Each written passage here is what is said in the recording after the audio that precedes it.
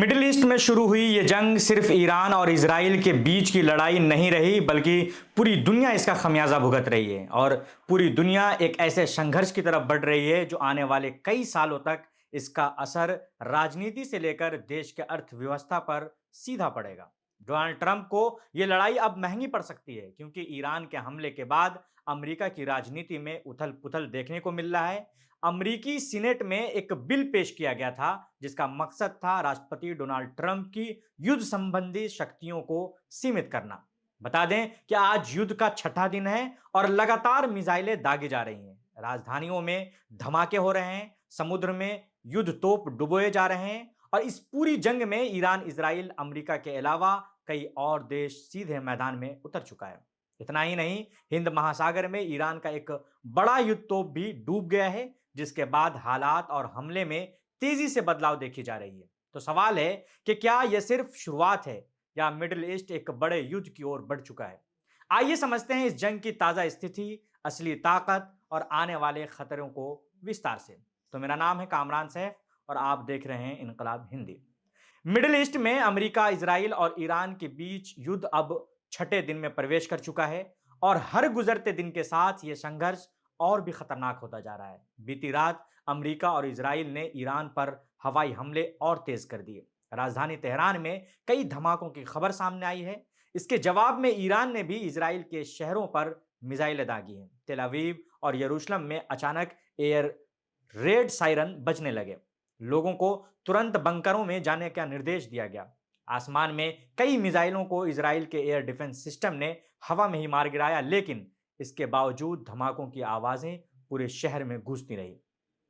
Israeli सेना का दावा है कि उसने ईरान के कई मिसाइल लॉन्चर और हथियार भंडार को निशाना बनाया है, जबकि ईरान का कहना है कि वो इस युद्ध में लंबे समय तक मुकाबला करने के लिए तैयार है। अब तक इस जंग में मरने वालों की संख्या 1000 से ज्यादा पहुंच चुकी है। 2500 से अधिक लोग घायल हैं। इस युद्ध में कई शहरें खंडहर में बदल चुकी हैं।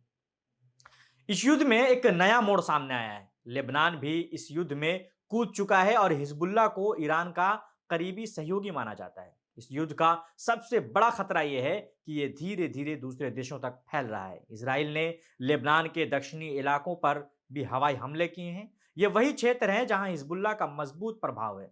लेबनान के अधिकारियों के मुताबिक इन हमलों और संभावित संघर्ष के कारण अब तक 80,000 से ज्यादा लोग अपने घर छोड़ चुके हैं। विशेषज्ञों का मानना है कि अगर इजराइल और हिजबुल्लाह के बीच खुली जंग शुरू होती है तो पूरा मिडिल ईस्ट एक बड़े युद्ध में बदल सकता है, क्योंकि हिजबुल्लाह को ईरान का करीबी सहयोगी माना जाता रहा है।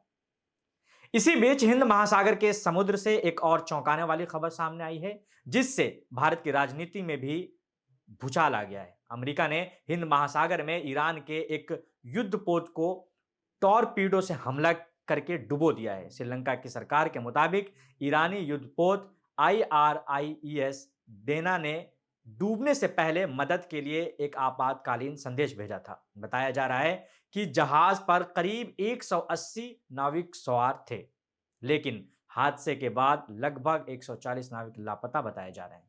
सबसे दिलचस्प बात यह है कि यही युद्धपोत हाल ही में भारत में आयोजित इंटरनेशनल फ्लीट रिव्यू 2026 में हिस्सा लेने आया था।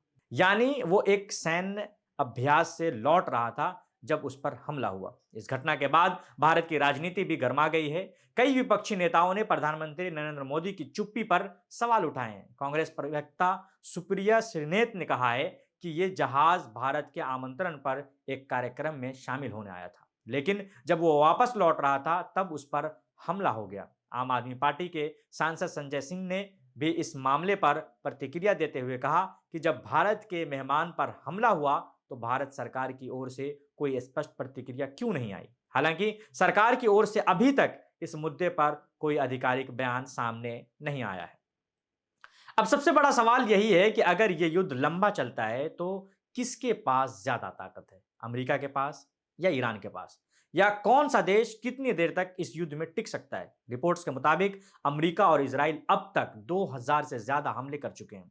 वहीं ईरान ने 571 मिसाइलें और 1391 ड्रोन दागे हैं। हालांकि विशेषज्ञों का कहना है कि ईरान के मिसाइल हमलों की संख्या अब कम हो रही है। दूसरी ओर अमेरिका और इजराइल ने ईरान के ऊपर हवाई बढ़त हासिल कर ली है। रिपोर्ट के अनुसार ईरान के कई एयर डिफेंस सिस्टम नष्ट हो चुके हैं, लेकिन युद्ध विशेषज्ञ ये भी कहते हैं कि सिर्फ बमबारी से किसी भी बड़े देश को हराना आसान नहीं होता। ईरान का क्षेत्रफल बहुत बड़ा है और उसके कई हथियार भंडार जमीन के नीचे छिपे हुए हैं। यानी ये युद्ध अगर लंबा खिंचता है तो इसका असर सिर्फ मिडिल ईस्ट ही नहीं बल्कि पूरी दुनिया पर पड़ सकता है। मिडिल ईस्ट की ये जंग अभी शुरुआती दौर में है। एक तरफ दुनिया की सबसे ताकतवर सेना अमेरिका है, दूसरी तरफ ईरान है जो लंबे संघर्ष की रणनीति के लिए जाना जाता है। अगर ये युद्ध और फैलता है तो इसमें लेबनान, यमन, खाड़ी देश और कई वैश्विक ताकतों की भी शामिल होने की आशंका जताई जा रही है। और यही वजह है कि पूरी दुनिया इस संघर्ष को बेहद गंभीरता से देख रही है, क्योंकि मिडिल ईस्ट की हर जंग सिर्फ एक क्षेत्र की लड़ाई नहीं होती है, उसका असर पूरी दुनिया की राजनीति, अर्थव्यवस्था और भविष्य पर पड़ता है। तो इस तरीके की खबरों के लिए आप जुड़े रहिए इनकलाब हिंदी के साथ। मैं कामरान से।